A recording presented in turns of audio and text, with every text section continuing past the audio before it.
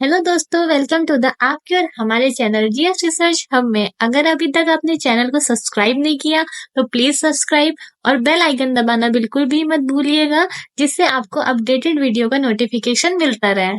आज हम इस वीडियो में पॉलिटी के टॉप 50 क्वेश्चंस को देखेंगे। तो पहले क्वेश्चन की तरफ चलते हैं।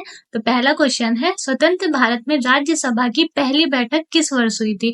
तो राज्यसभा की पहली बैठक की बात करें तो 1952 में राज्यसभा की पहली बैठक होती है। अब राज्यसभा की बात करते हैं तो किस आर्टिकल में राज्यसभा का जिक्र है?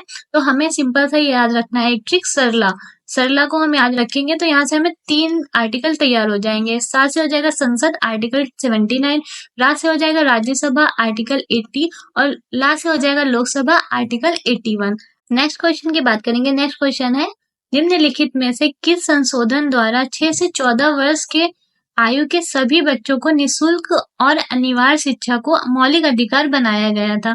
तो फ्री और compulsory education for 6 to 14 years के स्टूडेंट के लिए, तो इसके लिए हुआ था 86वां 86 अमेंडमेंट हुआ था। उसके बाद से आर्टिकल कौन सा आता है? आर्टिकल 21A को जोड़ा गया और इसको जोड़ने के बाद हमें मतलब कि हर स्टूडेंट जो 6 से 14 वर्ष का है उसको ये अधिकार दे दिया गया कि वो निशुल्क और कंपल्सरी एजुकेशन प्राप्त कर सकता है। नेक्स्ट क्वेश्चन है, संविधान के किस संशोधन ने आईसीएस अधिकारियों के विशेषाधिकार को समाप्त कर दिया और संसद को उनकी सेवा शर्तों को निर्धारित करने का अधिकार दिया? तो इसके लिए कौन सा अमेंडमेंट हुआ था? 29वां संविधान संशोधन होता है और ये कब होता है? 1972 में होता है। तो याद रखिएगा, 29वां संशोधन अधिनियम 1972 होता है। उसके बाद जो है आईसीएस के विशेष अधिकार को समाप्त कर दिया जाता है। अब बात करते हैं यूपीएससी की। तो यूपीएससी का फुल फॉर्म क्या होता है? यूनियन पब्लिक सर्विस कमीशन इसका फुल फॉर्म होता है। और इसकी बात करें तो ये कौन से पार्ट में दिया गया है? तो ये पार्ट 14 में यूपीएससी के बारे में संविधान में दिया गया है। आर्टिकल कितने? 315 से 323 तक आर्टिकल में ये यूपीएससी के बारे में दिया गया है संविधान में। नेक्स्ट क्वेश्चन की तरफ चलते हैं। संविधान के 74वें संशोधन द्वारा 12वीं अनुसूची में जोड़े गए मदों की संख्या कितनी है? तो मदों से यहाँ कंफ्यूज मत होइएगा, ये विषयों का मतलब मदों को विषय भी बोलते हैं। तो 74वां संविधान संशोधन, पहली बात तो हमें ये पता होना चाहिए कि 74वां 74 जो अमेंडमेंट है वो किससे रिलेटेड है? तो वो रिलेटेड है नगर पालिका से। और 12वीं अनुसूची किससे रिलेटेड है? ये भी नगर पालिका से रिलेटेड है।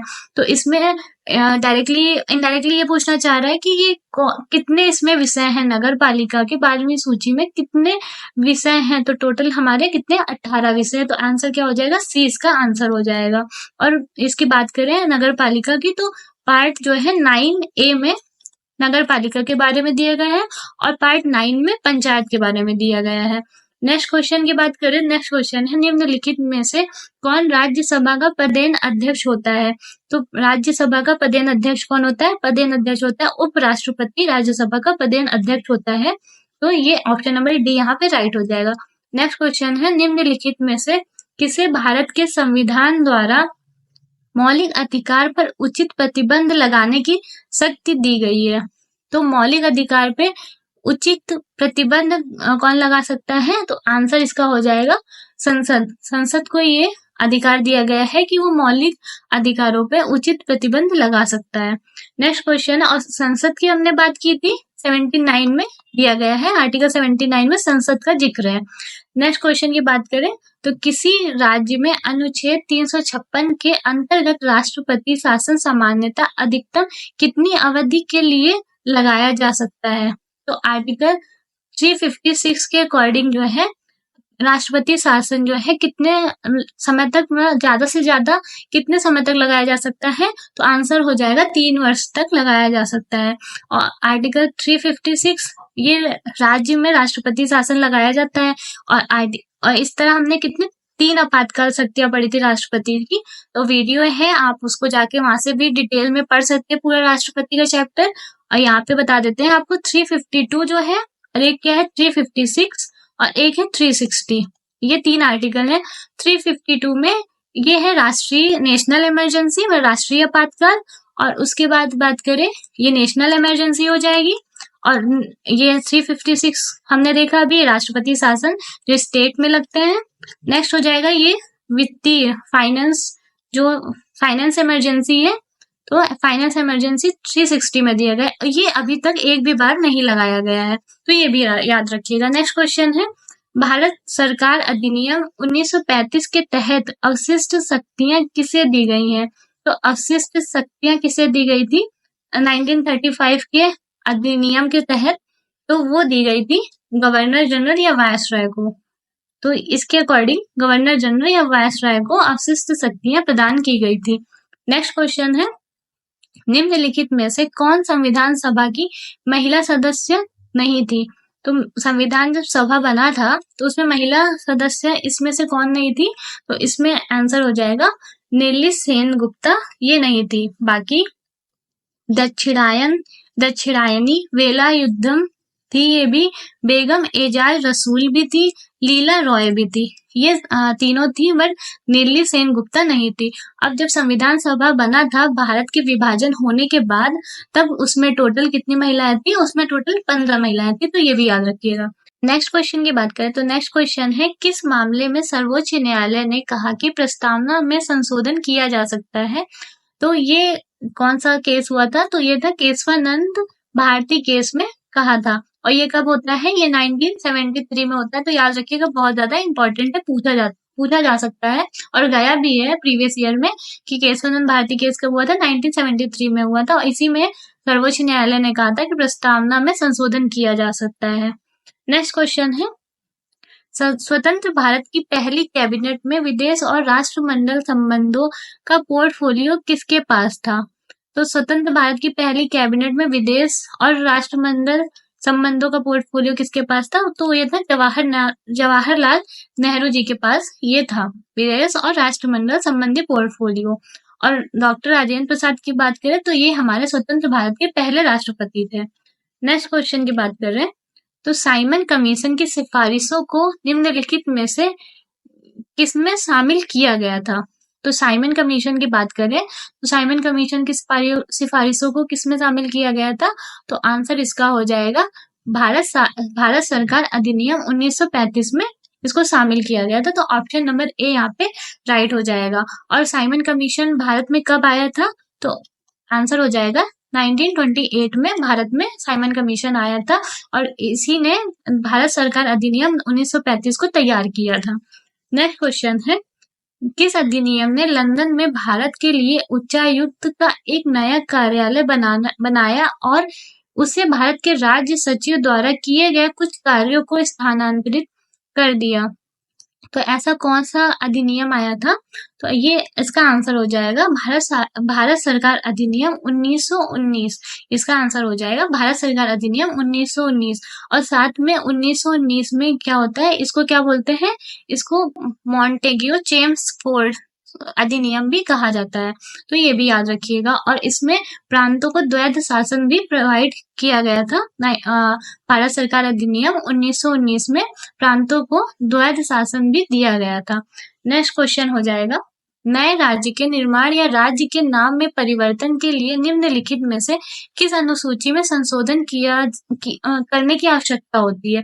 अगर आपको किसी भी राज्य के नाम में परिवर्तन करना है तो और नए राज्य का निर्माण करना, जैसे यूपी से अलग होके उत्तराखंड बनना था 2000 में, तो ये मतलब किस आर्टिकल, अगर इसको करना है तो हमें किस अनुसूची में चेंज करना पड़ेगा? तो हमें सबसे पहली अनुसूची में ही चेंज करना पड़ेगा, क्योंकि ये इसमें क्या है, इसमें राज्य और संघ क्षेत्र के बारे में मेंशन है, सारी डिटेल्स की, उनकी बाउंड्री कितनी है, उनका नाम क्या है, तो ये सारी चीजें डिटेलिंग कहाँ पे पहले अनुसूची में मिलती है। और दूसरी अनुसूची की बात करें तो इसमें वेतन हो गए राष्ट्रपति के, और भी मतलब कि जो अधिकारी होते हैं उनके वेतन से संबंधित जानकारी दूसरी अनुसूची में मिलती है। और तीसरी अनुसूची की बात करें तो तीसरी अनुसूची में शपथ के बारे में मेंशन है कि कौन किसकी शपथ दिलाएगा।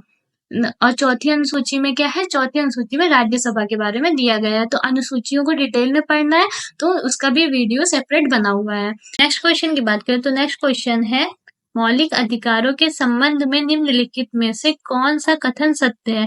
तो इन 4 ऑप्शन में कौन सा कथन मौलिक अधिकार के संबंध में सही है, तो वो देखते हैं। तो पहला ऑप्शन है उन्हें निलंबित नहीं किया जा सकता है, तो बिल्कुल गलत है। आपातकाल के दौरान निलंबित किया जा सकता है। और ऑप्शन बी है उन्हें राष्ट्रपति की इच्छा पर निलंबित किया जा सकता है, तो नहीं, आपातकाल के दौरान राष्ट्रपति निलंबित करता है बट उसकी इच्छा के अनुसार नहीं होता है। ऑप्शन नंबर सी क्या है? उन्हें प्रधानमंत्री के आदेश से निलंबित किया जा सकता है, तो बिल्कुल भी नहीं, इसमें प्रधानमंत्री का भी कोई रोल नहीं होता है। ऑप्शन नंबर डी क्या है? आपातकाल के दौरान उन्हें निलंबित किया जा सकता है, तो बिल्कुल आपातकाल के दौरान उन्हें निलंबित किया जा सकता है। ऑप्शन नंबर डी यहाँ पे राइट हो जाएगा। और आर्टिकल 21 और 20 आर्टिकल 21 और 20 ये कभी भी निलंबित नहीं होते हैं, तो ये याद रखिएगा। आर्टिकल 21 और 20 कभी भी निलंबित नहीं होते हैं, आपातकाल के दौरान भी इन्हें निलंबित नहीं किया जा सकता है। तो और मौलिक अधिकार की बात करें तो पार्ट मतलब भाग कौन सा है? भाग 3 में मौलिक अधिकार को दिया गया है, तो ये भी याद रखिएगा। नेक्स्ट क्वेश्चन है राज्य नीति के निर्देशक सिद्धांतों को किस देश के संविधान से अपनाया गया है? तो नीति निर्देशक सिद्धांत कहाँ से लिया गया है, कौन से देश से? तो कहाँ से लिया गया? ऑप्शन नंबर डी यहाँ पे राइट हो जाएगा, आयरलैंड के से लिया गया है। और इसका मतलब हमने याद किया था वीडियो में, सेपरेट वीडियो है कि कौन सी देश से क्या संविधान में लिया गया है, विदेशी स्रोत का वीडियो है, तो आप वहां से भी देख सकते हैं। और वहां से हमने ट्रिक से याद किया था कि अगर किसी को लैंड लेना है तो क्या होना चाहिए, कोई नीति निर्देश उसको बनाने चाहिए लैंड लेने के लिए, तो ऐसे करके हमने याद किया था। तो यहाँ फिलहाल आंसर कौन सा हो जाएगा? ऑप्शन नंबर डी यहाँ पे राइट हो जाएगा। नीति निर्देशक की सिद्धांत की बात करें तो ये भाग कौन सा आता है? भाग 4 में दिया गया है। भाग 3 में क्या था? मौलिक अधिकार, और भाग 4 में नीति निर्देशक सिद्धांत दिए गए हैं संविधान में। नेक्स्ट क्वेश्चन है निम्नलिखित में से कौन सा विश्व का पहला और सबसे पुराना संघ है? तो इनमें से विश्व का सबसे पहला और पुराना संघ कौन सा है? तो ऑप्शन नंबर सी यहाँ राइट हो जाएगा, यूएसए। ठीक है। नेक्स्ट क्वेश्चन है कौन तय करता है कि लाभ का पद क्या है? तो लाभ का पद कौन तय करता है? तो इसका हो जाएगा संसद जो है तय करता है कि लाभ का पद क्या है। लाभ का पद मतलब होता है जो सरकारी पद होते हैं वो सब किस्मत में लाभ के पद में आते हैं। तो यहाँ पे ये कौन तय करता है, इसकी डेफिनेशन कौन देता है? तो संसद देता है। नेक्स्ट क्वेश्चन है संविधान का कौन सा भाग संसद के संगठन, संरचना, अवधि, अधिकारियों, प्रक्रियाओं, विशेषाधिकार, शक्तियों आदि से संबंधित है? तो संसद के संगठन, संरचना मतलब ये बोल रहा है कि संसद के संसद से रिलेटेड कौन सा ऐसा भाग है जो संविधान में मेंशन है, तो वो कौन सा हो जाएगा? भाग 5। भाग 5 में संसद से रिलेटेड सारे प्रावधान है, संसद और केंद्र से भी रिलेटेड जितने भी प्रावधान है तो भाग 5 में दिया गया। भाग 5 में कितने आर्टिकल आते हैं? तो आर्टिकल 52 से शुरू होके 151 तक के आर्टिकल किस में आते हैं? भाग 5 में आते हैं, तो याद रखिएगा। नेक्स्ट क्वेश्चन है प्राक्कलन समिति के अध्यक्ष की नियुक्ति कौन करता है? तो प्राक्कलन समिति जो होती है उसके अध्यक्ष की नियुक्ति कौन करता है? तो लोकसभा अध्यक्ष उसकी नियुक्ति करता है, तो ऑप्शन नंबर सी यहाँ पे राइट हो जाएगा। और प्राक्कलन समिति जो होती है उसमें कितने सदस्य होते हैं? तो उसमें टोटल 30 सदस्य होते हैं, और 30 सदस्य कहाँ से होते हैं? तो लोकसभा से होते हैं, तो ये भी याद रखिएगा, पूछ लिया जाता है। तो लोकसभा अध्यक्ष नियुक्ति करता है अध्यक्ष की, 30 सदस्य होते हैं, और 30 कहाँ से होते हैं? लोकसभा से होते हैं। और ये जो समिति होती है प्राक्कलन समिति, ये क्या करती है? जो सरकार के पैसे होते, धन होते, खर्चे होते हैं, उनकी जांच करती है। नेक्स्ट क्वेश्चन है जनहित याचिका की अवधारणा किस देश से उत्पन्न हुई है? तो जनहित याचिका की बात करें तो ये कहाँ से लिया गया? ये यूएसए में सबसे पहले देखा जाता है। नेक्स्ट क्वेश्चन देखेंगे। नेक्स्ट क्वेश्चन है राज्यपाल के रूप में किसी व्यक्ति की नियुक्ति के लिए योग्यताएं क्या है? तो अगर किसी को राज्यपाल बनना है तो उसके अंदर क्या क्या योग्यताएं होनी चाहिए? तो ऑप्शन पहला देखते हैं, वह भारत का नागरिक होना चाहिए। हाँ बिल्कुल सही है, और यही पूछा गया है कि क्या क्या मतलब योग्यताएं होनी चाहिए, तो उस हिसाब से मेरा ऑप्शन पहला सही है। बाकी हम और ऑप्शन देखेंगे। उसे 45 वर्ष की आयु पूरी करनी चाहिए, तो ये गलत है। कितनी होनी चाहिए? 35 वर्ष होनी चाहिए। उसे विधायक के रूप में सेवा करनी चाहिए, तो ये भी गलत है। उसे कम से कम स्नातक होना चाहिए, तो ऐसा भी कोई मेंशन नहीं किया गया है, तो इस हिसाब से ऑप्शन नंबर ए राइट हो जाना चाहिए, वह भारत का नागरिक होना चाहिए। ये ऑप्शन सही हो गया हो जाएगा ऑप्शन नंबर ए। और आयु कितनी होनी चाहिए? 35 वर्ष। अयोग्यता की बात करें तो लाभ के पद पे नहीं होना चाहिए, लाभ के जो है पद पे नहीं होना चाहिए वो, और विधानसभा का सदस्य बनने की योग्यता रखता हो। तो ये हमारी योग्यताएं हो जाएंगी राज्यपाल की। नेक्स्ट क्वेश्चन की बात करें तो राज्य चुनाव आयुक्त के संबंध में राज्यपाल की क्या शक्तियां हैं? तो राज्य चुनाव आयुक्त के संबंध में राज्यपाल की शक्तियों की बात करें तो उसका आंसर हो जाएगा ऑप्शन नंबर बी राइट हो जाएगा। वह राज्य चुनाव आयुक्त के कार्यालय का कार्यकाल तय करता है। तो जो राज्यपाल होता है वो राज्य चुनाव आयुक्त के कार्यालय का कार्यकाल तय करता है। नेक्स्ट क्वेश्चन की बात करें तो मुख्यमंत्री के वेतन और भत्ते कौन तय करता है? तो मुख्यमंत्री के वेतन और भत्ते की बात करें तो वो तय करता है राज्य विधानमंडल। तो ऑप्शन नंबर डी यहाँ पे राइट हो जाएगा। और राज्य विधानमंडल की बात करें तो आर्टिकल 168 में दिया गया है। नेक्स्ट क्वेश्चन की बात करें तो निम्नलिखित में से कौन सा सर्वोच्च न्यायालय और उच्च न्यायालय दोनों के अधिकार क्षेत्र में आता है? तो कौन सा ऐसी चीज है जो सर्वोच्च न्यायालय और उच्च न्यायालय दोनों के अधिकार क्षेत्र में आता है? तो वो हो जाएगा मौलिक अधिकारों का संरक्षण। ऑप्शन नंबर सी यहाँ पे राइट हो जाएगा। तो मौलिक अधिकारों का संरक्षण आर्टिकल 226 ये किससे रिलेटेड है? ये उच्च न्यायालय से, हाई कोर्ट से रिलेटेड है। और आर्टिकल 32 ये सुप्रीम कोर्ट से रिलेटेड है मौलिक अधिकार के संरक्षण के रूप में। नेक्स्ट क्वेश्चन है निम्नलिखित में से कौन से ग्राम न्यायालयों की स्थापना के कारण थे? मतलब किन कारणों की वजह से ग्राम न्यायालयों की स्थापना हुई? तो पहला है गरीबों और वंचित की न्याय तक पहुंच। दूसरा है भारत के विधि आयोग ने ग्राम न्यायालयों पर अपनी 114वीं रिपोर्ट में ग्राम न्यायालयों की स्थापना का सुझाव दिया। तीसरा है गरीबों को न्याय उनके द्वार पर सुलभ कराने के लिए ग्राम न्यायालयों की स्थापना हुई। तो इसका ऑप्शन क्या हो जाएगा? ऑप्शन नंबर डी 1, 2, 3 तीनों सही हो जाएंगे। कौन कौन से? गरीबों और वंचित की न्याय तक पहुंच। दूसरा क्या था? भारत के विधि आयोग ने ग्राम न्यायालयों पर अपनी 114वीं रिपोर्ट में ग्राम न्यायालयों की स्थापना का सुझाव दिया। और तीसरा क्या? गरीबों को न्याय उनके द्वार पर सुलभ कराना। तो ये तीनों ऑप्शन राइट हो जाएगा। इसी वजह से ग्राम न्यायालयों की स्थापना की गई। नेक्स्ट क्वेश्चन है ग्राम न्यायालय निम्नलिखित में से किसके द्वारा निर्देशित होता है? तो ग्राम न्यायालय की बात करें तो किसके द्वारा निर्देशित किया जाता है? तो इसका ऑप्शन हो जाएगा ऑप्शन नंबर बी राइट हो जाएगा। प्राकृतिक न्याय के सिद्धांत पर ग्राम न्यायालय वर्क करता है। नेक्स्ट क्वेश्चन है पेशा अधिनियम या विस्तार अधिनियम निम्नलिखित में से किस वर्ष में अधिनियमित किया गया था? तो पेशा एक्ट कब आया था? किस वर्ष आया था? तो पेशा एक्ट आया था 1996 में। ऑप्शन नंबर ए यहाँ पे राइट हो जाएगा। नेक्स्ट क्वेश्चन की बात करें तो अधिसूचित क्षेत्र समिति द्वारा किस प्रकार के क्षेत्रों का प्रशासन किया जाता है? तो अधिसूचित क्षेत्र समिति के द्वारा किस प्रकार के क्षेत्रों का प्रशासन किया जाता है? तो ऑप्शन नंबर कौन सा राइट हो जाएगा? दोनों। कौन कौन से दोनों? औद्योगिकीकरण के कारण तेजी से विकासशील शहर, और ऑप्शन नंबर बी क्या? राज्य सरकार द्वारा महत्वपूर्ण माना जाने वाला शहर। इन दोनों का जो है अधिसूचित क्षेत्र समिति द्वारा क्षेत्रों का प्रशासन किया जाता है। तो यहाँ पे ऑप्शन नंबर सी राइट हो जाएगा। औद्योगिकरण के कारण तेजी से विकासशील शहर और राज्य सरकार द्वारा महत्वपूर्ण माना जाने वाला शहर, इन दोनों का किया जाता है। नेक्स्ट क्वेश्चन है स्थानीय सरकार की केंद्रीय परिषद की स्थापना कब की गई थी? तो स्थानीय सरकार की केंद्रीय परिषद की स्थापना कब की गई थी? तो ऑप्शन नंबर यहाँ पे बी राइट हो जाएगा। 1954 में की गई थी स्थानीय सरकार की केंद्रीय परिषद की स्थापना। तो याद रखिएगा, इंपॉर्टेंट है। नेक्स्ट क्वेश्चन की बात करें तो नेक्स्ट क्वेश्चन है अंडमान और निकोबार द्वीप समूह किस उच्च न्यायालय के अधिकार क्षेत्र में आते हैं? तो अंडमान और निकोबार द्वीप समूह का जो अधिकार क्षेत्र है वो कलकत्ता के अधिकार क्षेत्र में आता है। तो ऑप्शन नंबर ए यहाँ पे राइट हो जाएगा। अंडमान और निकोबार का कोई व्यक्ति अगर केस लड़ना चाहता है तो उसे कहाँ पे? कलकत्ता के हाई कोर्ट पे अपनी अपील करनी पड़ेगी। नेक्स्ट क्वेश्चन है निम्नलिखित में से किस अनुच्छेद में अधीनस्थ न्यायालयों के संगठन को विनियमित करने का प्रावधान है? तो किस अनुच्छेद में अधीनस्थ जो न्यायालय है उनको विनियमित करने का प्रावधान है? तो आर्टिकल हो जाएंगे ऑप्शन नंबर ए यहाँ पे सही है।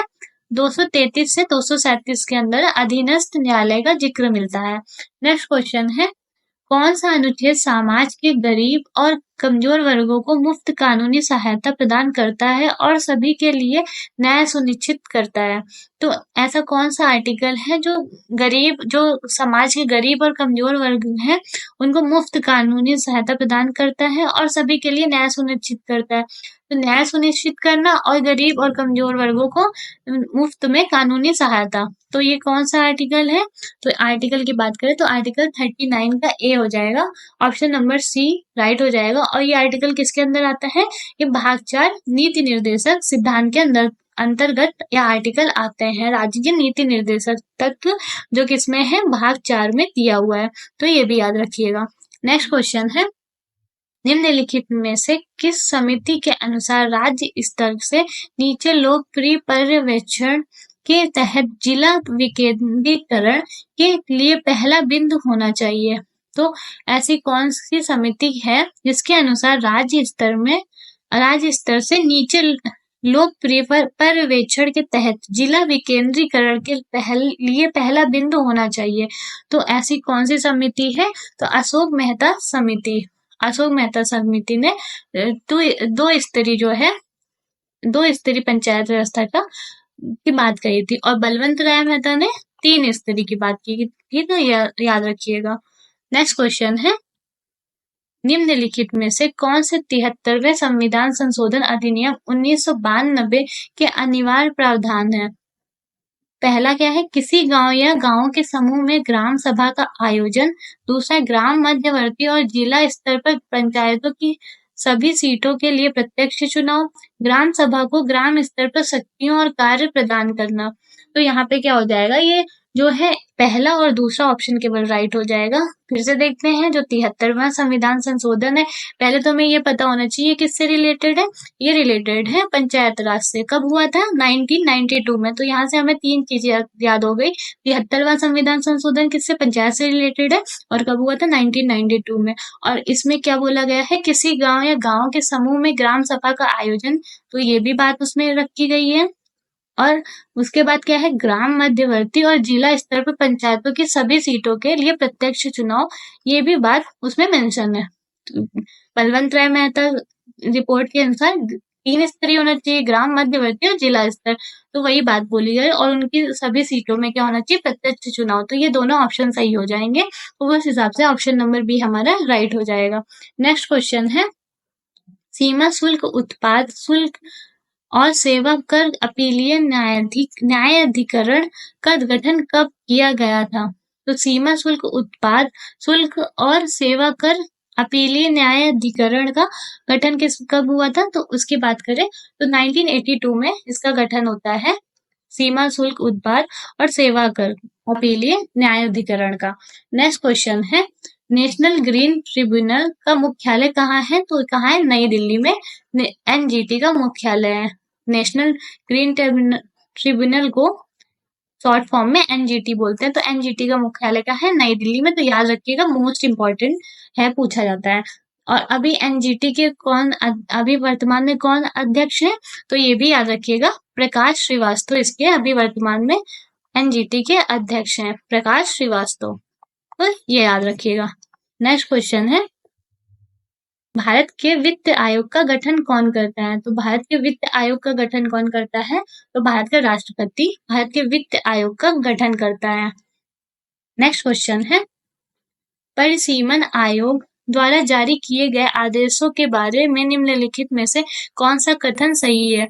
तो परिसीमन आयोग द्वारा जारी किए गए आदेशों में कौन सा कथन सही है? तो ऑप्शन नंबर सी राइट हो जाएगा, वे अंतिम है और किसी भी अदालत में चुनौती नहीं दी जा सकती है। तो ऑप्शन नंबर सी यहाँ पे राइट हो जाएगा। परिसीमन आयोग द्वारा अगर कोई भी आदेश जारी किया जाता है तो अंतिम रूप में उन्हें मानना पड़ता है और ये किसी भी अदालत में की क्या होती है? इन आदेशों की चुनौती नहीं दी जा सकती है।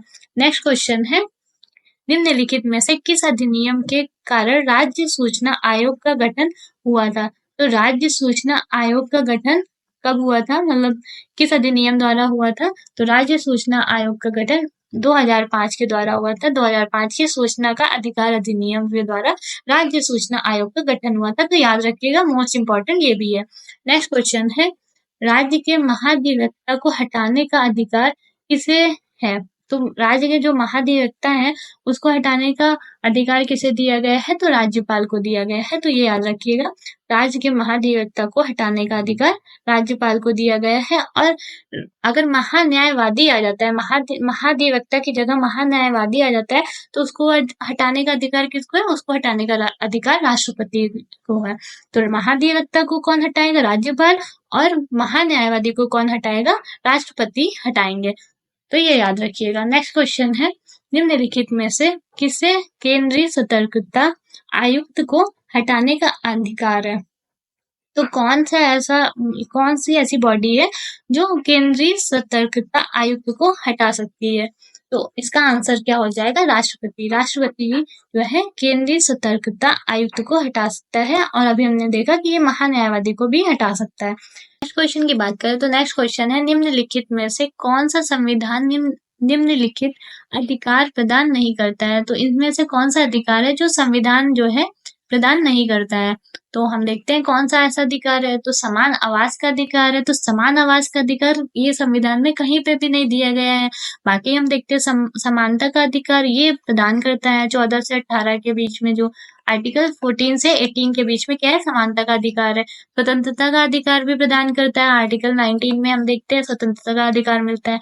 धर्म का पालन करने का अधिकार भी आर्टिकल 25 में देखने को मिलता है। तो ये सारे तो अधिकार प्रदान करता है, बट समान आवास का अधिकार नहीं प्रदान करता। तो ऑप्शन नंबर ए यहाँ पे राइट हो जाएगा। इसमें पूछा गया था कौन सा अधिकार नहीं प्रदान करता है। नेक्स्ट क्वेश्चन की बात करें तो नेक्स्ट क्वेश्चन है, भारत में मतदाता की न्यूनतम आयु है। तो मतदाता की जो वोटर्स होते हैं उनकी न्यूनतम आयु कितनी है? तो अभी कितनी है? 18 साल है। 18 साल, ऑप्शन नंबर बी इसका राइट हो जाएगा। और पहले कितनी थी? पहले 21 साल जो है वोटर्स की आयु थी कम मिनिमम। उसके बाद क्या होता है? 69वां जो है 69th अमेंडमेंट हो जाता है और वोटर्स की आयु जो है 21 वर्ष से घटाकर कितनी? 18 वर्ष कर दी जाती है। तो ये भी याद रखिएगा, इंपॉर्टेंट है। नेक्स्ट क्वेश्चन है कि निम्नलिखित में से किस भाषा को शास्त्रीय भाषा का दर्जा दिया गया है? तो इनमें से कौन सी भाषा को शास्त्रीय भाषा का दर्जा दिया जा चुका है? तो कौन सा है? ऑप्शन पहले में क्या? तमिल है, संस्कृत है, कन्नड़ है, मलयालम है। तो बात करें तमिल भी राष्ट्रीय शास्त्रीय भाषा के अंतर्गत आती है, संस्कृत भी, कन्नड़ भी और मलयालम भी। तो यहाँ पे ऑप्शन नंबर डी राइट हो जाएगा। 1, 2, 3, 4 सभी जो है शास्त्रीय भाषा का दर्जा दिया जा चुका है। नेक्स्ट क्वेश्चन है, स्वतंत्र आधुनिक भारत के इतिहास में पहले गैर कांग्रेसी प्रधानमंत्री कौन थे? तो जब स्वतंत्रता के बाद जो है जो आधुनिक भारत है उसके गैर कांग्रेसी जो है प्रधानमंत्री बने थे, कौन बने थे? जो कि पहले गैर कांग्रेसी प्रधानमंत्री थे। तो ऑप्शन नंबर ए यहाँ पे राइट हो जाएगा, मोरारजी देसाई बने थे। तो ये पहले गैर कांग्रेसी प्रधानमंत्री थे। नेक्स्ट क्वेश्चन की बात करें तो नेक्स्ट क्वेश्चन है, यूपीएससी के अध्यक्ष और अन्य सदस्यों द्वारा नियुक्त, मतलब कि जो यूपीएससी है उसके अध्यक्ष और अन्य सदस्यों की जो नियुक्ति है वो किसके द्वारा की जाती है? तो ऑप्शन नंबर सी यहाँ पे राइट हो जाएगा। भारत के राष्ट्रपति जो है यूपीएससी के अध्यक्ष और अन्य सदस्यों की नियुक्ति करते हैं। अभी हमने देखा था यूपीएससी की जो है बात करें तो भाग 14 में है। भाग 14 में यूपीएससी को दिया गया पार्ट 14 में। और यूपीएससी के आर्टिकल की बात करें तो 315 से 323 के बीच में यूपीएससी का आर्टिकल दिया गया है। यूपीएससी का फुल फॉर्म है union public service commission. Next question है, निम्नलिखित में से किस संस्थान को बदलने के लिए नीति आयोग का गठन किया गया है? तो किस संस्थान की जगह पे नीति आयोग आया है? तो नीति आयोग आया है योजना आयोग की जगह पे। तो ऑप्शन नंबर सी यहाँ पे राइट हो जाएगा। योजना आयोग की जगह पे नीति आयोग का गठन होता है। नेक्स्ट क्वेश्चन है, सर्वोच्च न्यायालय के मुख्य न्यायाधीश की नियुक्ति कौन करता है? तो जो सर्वोच्च न्यायालय होता है, सुप्रीम कोर्ट के जो मुख्य न्यायाधीश है उनकी नियुक्ति कौन करता है? तो ऑप्शन नंबर ए यहाँ पे राइट हो जाएगा, राष्ट्रपति। भारत का राष्ट्रपति जो है सर्वोच्च न्यायालय के मुख्य न्यायाधीश की नियुक्ति करता है। नेक्स्ट क्वेश्चन है, न्यूनतम मजदूरी अधिनियम किस वर्ष में अधिनियमित किया गया था? जो न्यूनतम मजदूरी अधिनियम है वो किस वर्ष लाया गया है? तो ऑप्शन नंबर यहाँ पे कौन सा हो जाएगा? ए, 1948 में न्यूनतम मजदूरी अधिनियम लाया गया। ये थे टॉप 50 क्वेश्चन आज के, और इनका पीडीएफ आपको टेलीग्राम ग्रुप में मिल जाएगा। तो वहाँ पे टेलीग्राम ग्रुप को ज्वाइन करिए और वहाँ से पीडीएफ को डाउनलोड करिए। तो मिलते हैं ऐसे इंटरेस्टिंग वीडियो के साथ नेक्स्ट सेशन में। Thank you.